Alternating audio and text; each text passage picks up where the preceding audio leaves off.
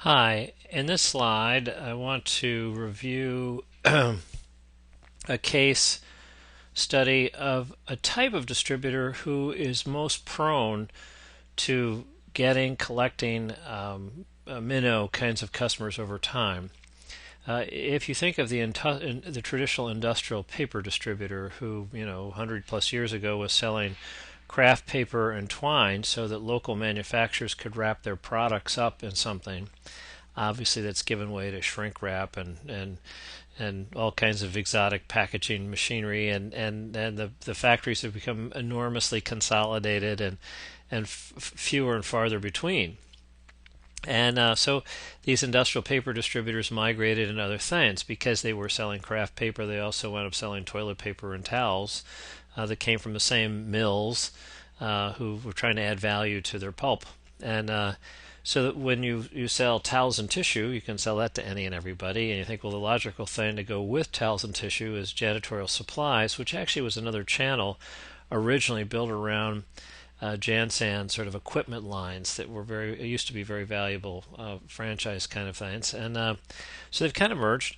And the point is that you can sell disposable towels and tissue and janitorial supplies, and also disposable food service kind of items. So think in terms of, you go to a delicatessen, and the wrap and the paper and the butcher this and all the little cardboard trays they sell, and disposable paper cups, things like that. So there's no shortage of mom and pop food service kind of people. And let me get my little thing going here. So the mom and pop food service guys, you can sell any and everybody up and down the street toilet paper and cleaning supplies. And then because towels and tissue are very bulky, these kinds of distributors tend to have their own trucks. Any distributor that has very high volume, freight sensitive stuff they're selling, think lumber, steel, towels and tissue, styrofoam cups, they'll typically historically have their own trucks. And when you have your own trucks, you think, well, I've got the trucks anyway, they're sort of for free.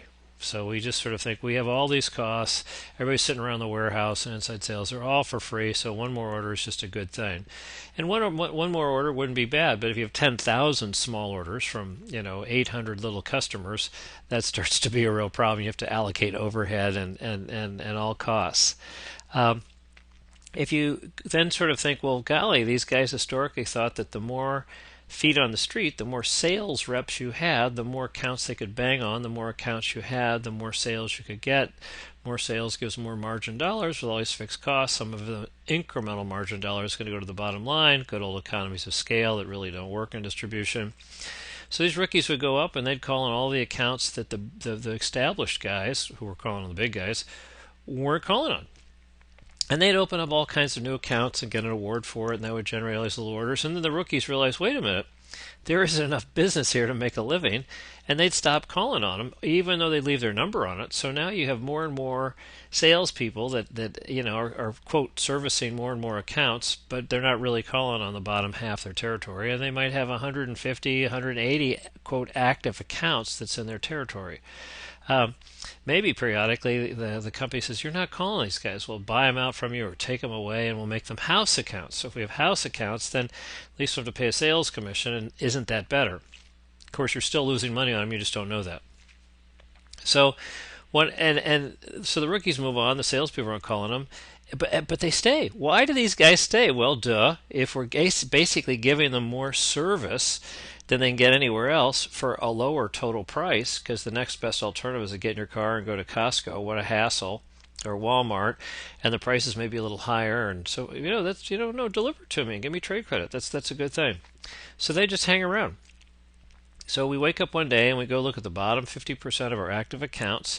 We realize they're only generating about 4% of our gross margin dollar, but maybe about 40% of our variable order fulfillment activity costs. And when I talk about that, here's the little chronicle chain. It goes to inside sales, then it goes to the warehouse. It's got to be picked, then we got to put on a truck and deliver it, and then we got to bill them. And somebody's got to sign when the stuff's delivered, so people aren't stealing the $5 worth of stuff we're delivering to them. And then we do the three-way matches on both sides of the fence. And you can actually go and say, let's take all the orders that flow through inside sales for a week, divided by the inside salespeople and find out that they do 15 transactions per day. And if you look at the total cost of inside sales, including their variable overhead and so forth, you'd say, golly, that's actually a pretty expensive function we have there compared to enter your own order on an internet, a website type of thing. Then if you check with the people in AR, they'll say, well, yeah, we kept a log. It turns out that 80% of our time is spent on slow pay, workout issues, problems, misunderstandings, you ship me short kind of activity with minnows.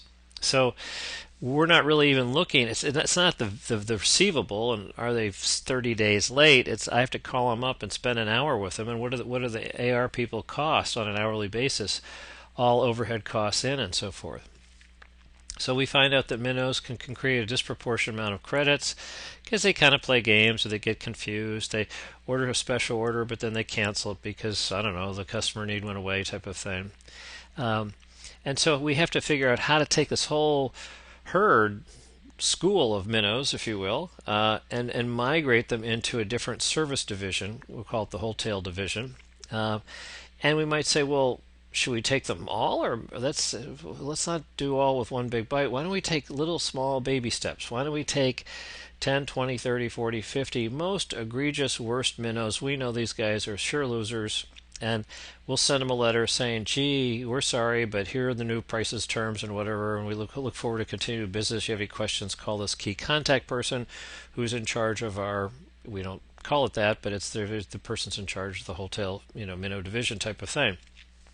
So, and then if we track the activity we get going forward from these guys versus historic activity, if the transactions per job start to drop, we know where we have slack, and we have a choice of either laying off $2 of activity costs for every $1 lost to margin, because some of these people say, hey, forget it, I'm going to go paralyze your competitors and know any better. Or if we are doing this on a slower basis, presumably we can redeploy these people taking care of new volume business coming from 555 core target turning losers into winner kind of accounts. So let's look at some scenarios where companies did it, went after these customers aggressively, we'll call it hardball, or softly, and we'll call that softball. But I will leave you with this question. What if you went and did your minnow stats on the bottom 50% of all your customers ranked by just margin dollars, what will you find? Thank you.